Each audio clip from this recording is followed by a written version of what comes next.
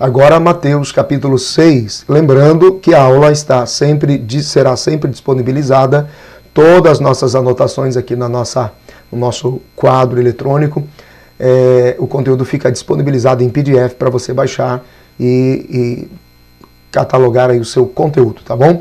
Mateus capítulo de número 6, vamos lá? interpretaçãobiblica.com.br. Versículo 1, guardai-vos de fazer a vossa esmola diante dos homens, para serdes vistos por eles. Aliás, não tendes galardão junto do vosso Pai, que está nos céus. A observação aqui, ainda dentro do Sermão do Monte, veja o que Jesus considera. Exatamente isso que Jesus está dizendo. Recompensa na terra sem recompensa no céu. Ou seja, tem muita gente que todo o seu galardão e todo o seu resultado está sendo obtido na terra. Sua honra, sua glória, seu credencial, seu aplauso, sua recompensa, está tudo se resumindo a ostentar na terra e está deixando a desejar em relação ao céu. Recompensa na terra, nenhuma recompensa no céu. Cuidado com a ostentação de privilégios e de resultados. As boas obras defendidas por Tiago são ensinos baseados na vida, no testemunho e na obra de Jesus diante dos homens. E muita gente está ganhando muito e produzindo pouco. Já a fé defendida por Paulo representa a nossa obra diante de Deus. Então, atenção, cuidado, isso precisa ter um equilíbrio, porque muita gente já está recebendo muito galardão na terra e já não tem mais nada para receber no céu. Versículo de número 2, quando, pois, deres esmola, não faças tocar trombeta diante de ti, como dizem os hipócritas nas sinagogas e nas ruas, para serem glorificados pelos homens. Em verdade vos digo que já tem o seu galardão. Então, tirando aqui como exemplo as esmolas, a recompensa na terra, a glória diante dos homens, não haverá recompensa no céu. Porque tem muita gente que gosta de se ostentar como alguém que se tornou salvador do mundo melhor do que Cristo. Então, a descrição é o segredo. Versículo 3, mas quando tu deres esmola, não saiba a tua mão esquerda o que faz a tua direita. Aqui está um grande segredo, trabalhar as coisas espirituais de Deus em secreto. Então, a religião, a hipocrisia, o farisaísmo religioso sempre vai exigir que você demonstre. É por isso que a religião era muito aparente, era no vestido, era no cabelo, era no tamanho da Bíblia, era no terno, era nas mãos levantadas, era chamando atenção para si. E o Senhor Jesus chama a atenção dizendo, quanto mais discreto e em secreto for a tua fiel devoção e compromisso com Deus e com o seu semelhante, melhor, para que você não comprometa o seu galardão no céu. Versículo 4, para que a tua esmola seja dada em secreto, e teu Pai que vem em secreto, ele mesmo te recompensará publicamente. Então aqui está a diferença entre esmola e oferta. A esmola, a ajuda em misericórdia, em urgência, sempre será secreta. E a oferta terá sua representação pública no ato do culto diante do gasofilácio. Versículo 5. E quando orares, não sejas como os hipócritas, pois se comprazem em orar em pé nas sinagogas e às esquinas das ruas, para serem vistos pelos homens. Em verdade vos digo que já receberam o seu galardão. Então esse negócio de chamar atenção para si, com habilidades e dons, até mesmo na atitude de oração, já teve a sua recompensa na terra, logo não tem nada para receber no céu. Descrição, escreve aí, descrição, humildade, secreto, silêncio com Deus, para de chamar atenção para si. Mas tu, quando orares, entra no teu aposento e, fechando a tua porta, ora ao teu Pai que está em secreto. E teu Pai que vem em secreto te recompensará publicamente. Então o segredo da recompensa celestial é manter o segredo. Veja que Deus vela pela descrição. Por quê? Porque somente a Ele seja a honra, somente a Ele seja a glória, somente a Ele seja o louvor. Não é? Vamos lá, versículo 7. E orando, não useis de vãs repetições como os gentios que pensam que por muito falarem serão ouvidos. Quer dizer, pedindo as mesmas coisas, repetindo as mesmas frases, a mesma reza, a mesma repetição. Sejamos criativos, porque o nosso Pai é uma pessoa. Então, sejamos criativos como Ele é. Não vos assemelheis, pois, a eles, porque vosso Pai sabe o que vos é necessário antes mesmo de vos lhe pedirdes. Então aqui está o segredo. Pedir sempre será um ato de humildade diante de Deus, mesmo sabendo que Ele já sabe tudo.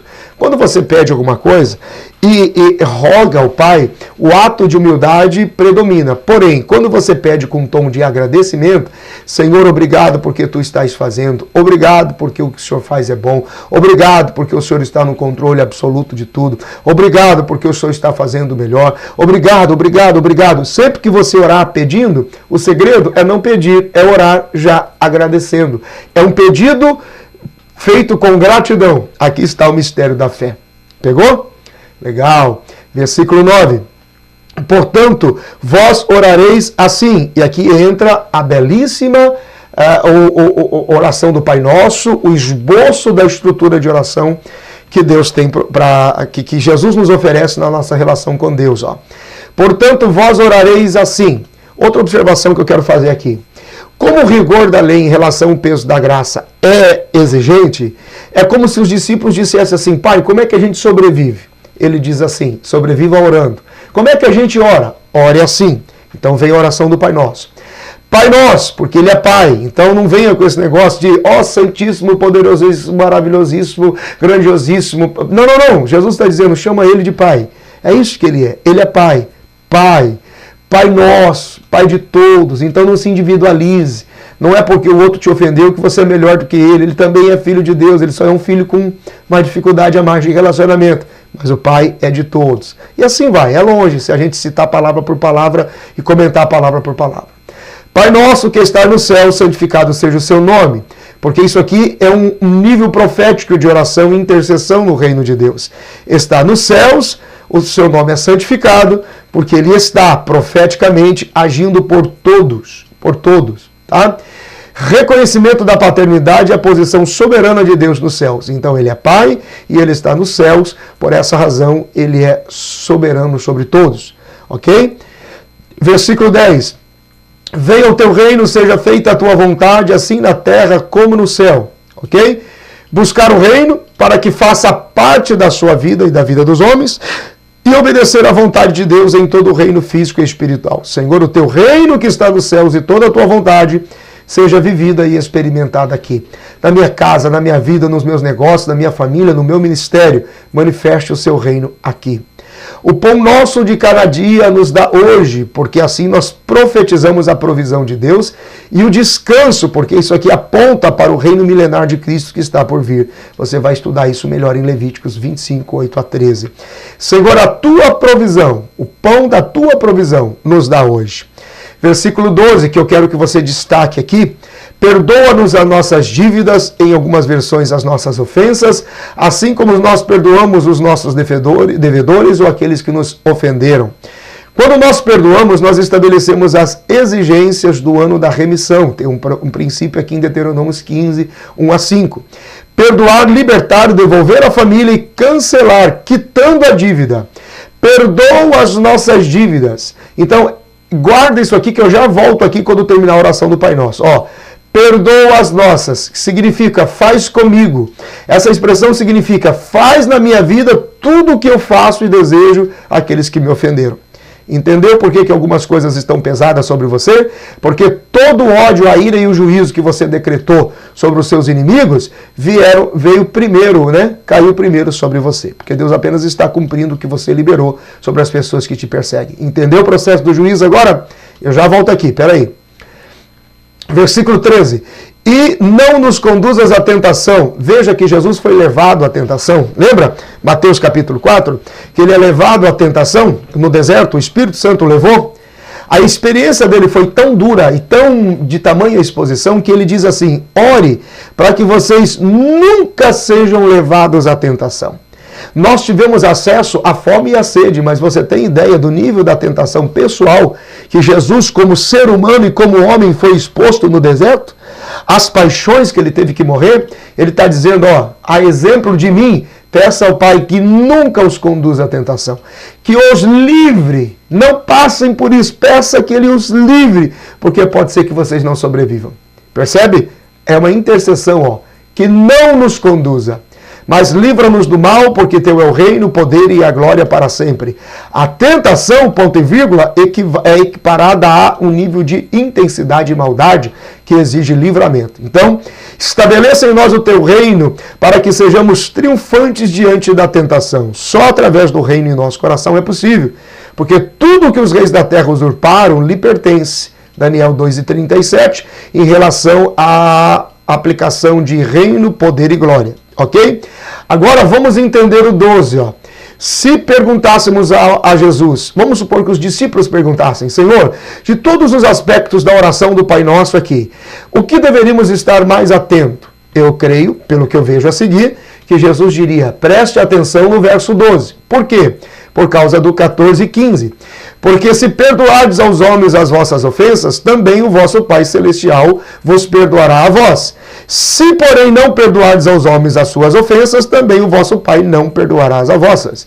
Porque sem perdão é impossível continuar um relacionamento com Deus. Sem perdoar os nossos semelhantes é impossível continuar um relacionamento com Deus.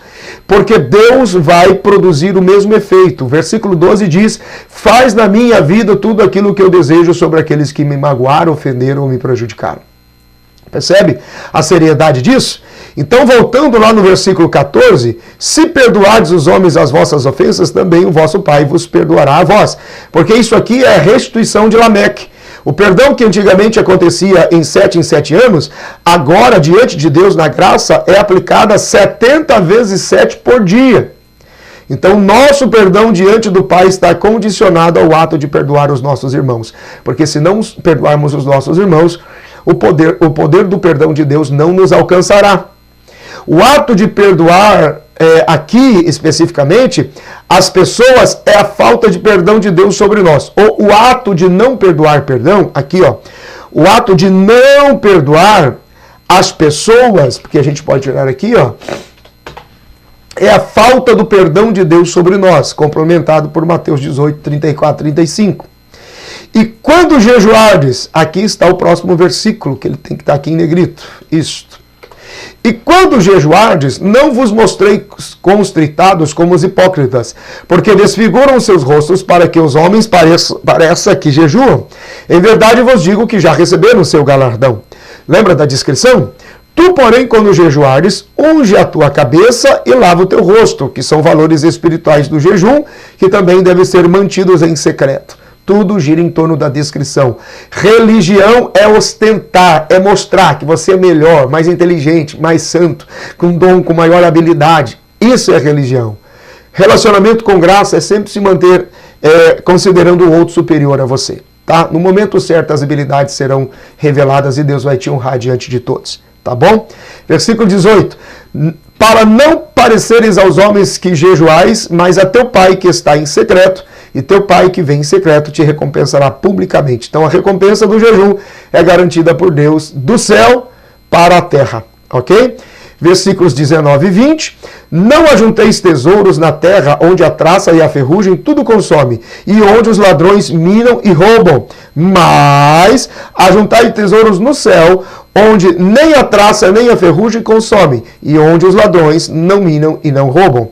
Então, da mesma forma que o homem trata o dinheiro e as riquezas, ele trata as coisas do seu sentimento, da sua emoção. Como a avareza ou a pontualidade com o egoísmo e como o egoísmo com a honestidade. Quer dizer, um convite para abrirmos uma conta de honestidade e pontualidade nos céus. Porque as pessoas são muito boas com coisas aparentes, né?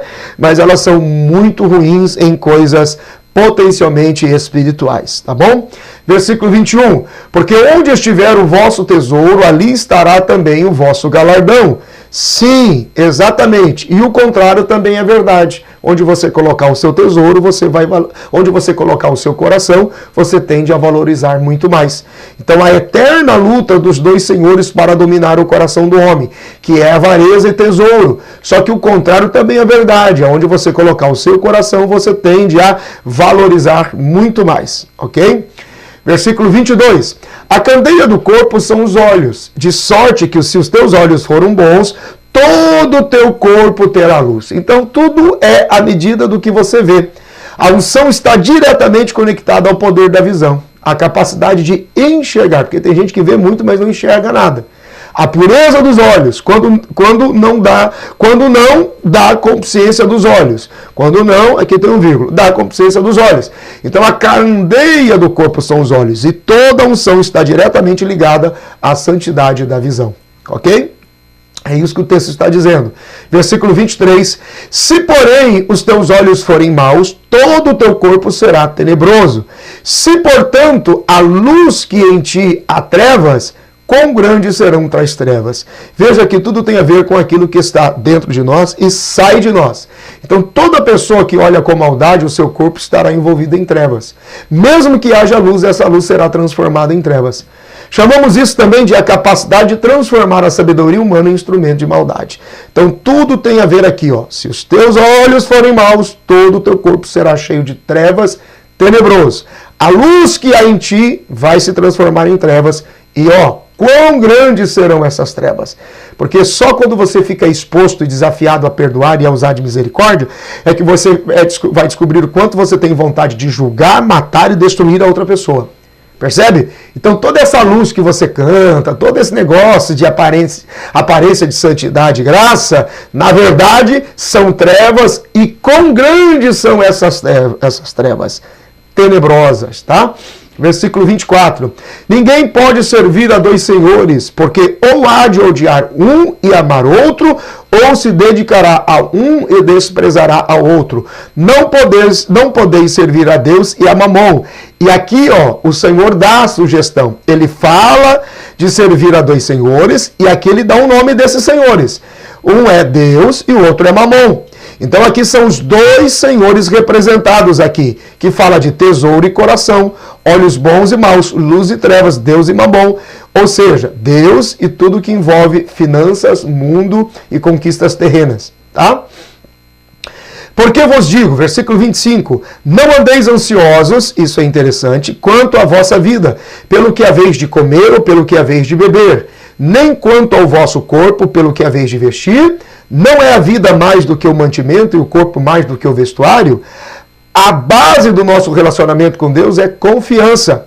O filho de Deus que confia não se alimenta da ansiedade quanto ao alimento, bebida, saúde ou roupa para vestir, mas valoriza em primeiro lugar a vida, e o restante tudo mais é secundário, porque toda a esperança está nele, que nos provê tudo. Olha o versículo 26. Olhai para as aves do céu, que não semeiam, nem cegam, nem ajuntam em celeiros, e o vosso Pai Celestial as alimenta. Não tendes vós muito mais valor do que elas? Olha isso, não tendes vós muito mais valor do que elas? Logo, nas primeiras horas da manhã, o que é que se ouve? Os pássaros cantando. Simplesmente cantam sem parar. E ainda não comeram, ainda não semearam, ainda não colheram, ainda não comeram, simplesmente cantam. Olha a comparação e aonde nós somos conduzidos. Responda às necessidades e às privações da sua vida com louvor, e louve, e adore, e glorifique a Deus sem parar. Essa era a condição natural do homem quando foi criado. Foi isso aqui o propósito de Deus para o homem. Porém, o pecado hoje tirou o louvor. Então, ao invés de louvar, tem que se trabalhar arduamente. E isso custa muito, porque custa o suor do rosto. Então, o pecado hoje, no lugar do pecado, o louvor foi suprimido. Só que quando você é reconciliado com Deus, o louvor deve voltar. Então aprenda com os pássaros, que antes de comer e se vestir durante o dia, já estão louvando ao Senhor. Versículos 27, 28 e 29. E qual de vós poderá, com todos os seus cuidados, acrescentar um côvado da sua estatura? Jamais.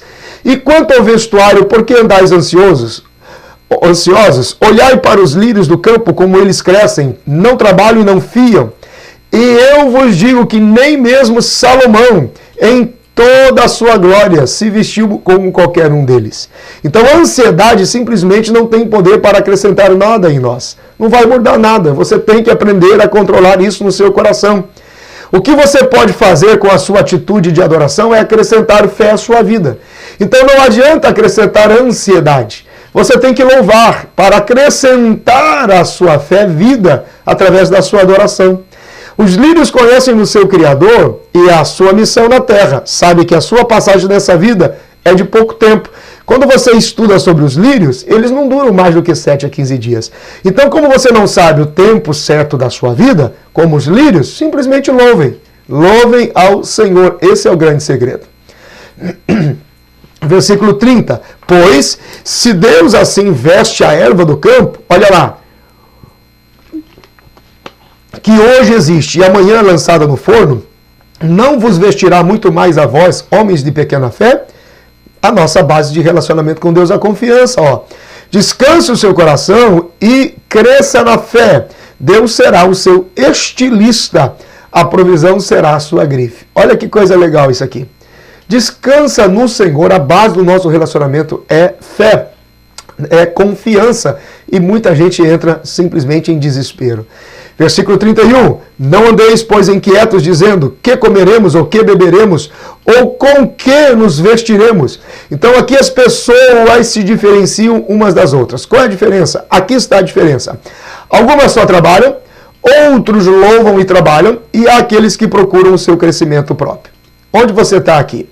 Porque tem aqueles que ainda optam por crescer na fé. Então quem é você? Você só trabalha? Você louva e trabalha? Você só pensa no seu crescimento próprio? Ou você acredita que toda a base do relacionamento com Deus é a confiança? Então o importante é crescer na fé. Versículo 32. Porque todas estas coisas os gentios procuram. De certo, vosso Pai Celestial bem sabe o que necessitais de todas as coisas. Agora, pois, somos filhos de Deus, a ansiedade que vai gerar inquietação, características dos gentios, não nos alcança mais. Então, o equilíbrio e a ausência de ansiedade são características dos filhos de Deus. Versículo 33, mas buscai primeiro o reino de Deus e a sua justiça, e todas estas coisas vos serão acrescentadas. Então vamos lá. O segredo das aves dos céus e dos lírios do campo é saber que o reino de Deus deve ser buscado antes de qualquer coisa. Anote aí. Segundo, quando as aves começam o seu dia cantando a Deus, sabe que quanto deve ser acrescentado a cada porção diária para o suprimento da sua criatura. Então, o louvor e a adoração no início do dia vai determinar a provisão e a capacidade de viver o suprimento de Deus. E o natural será providenciado, mas só quando houver louvor é que o extra será dado. O extra é quem enriquece. O natural será providenciado. Somente quando houver o louvor é que o extra será dado. E o extra é que enriquece. É o extra que definitivamente enriquece. Então, o segredo está aqui, ó. Quando houver louvor, é que o extra será dado. Comece o dia louvando e dependendo dele em tudo. E o versículo 34, não vos inquieteis, pois pelo dia de amanhã, porque o dia de amanhã cuidará de si mesmo, basta para cada dia o seu mal. A base do nosso relacionamento com Deus é total e plena confiança. A bem da verdade, veste, comida, bebida, dependência do amanhã irão ficar cada vez menos necessárias.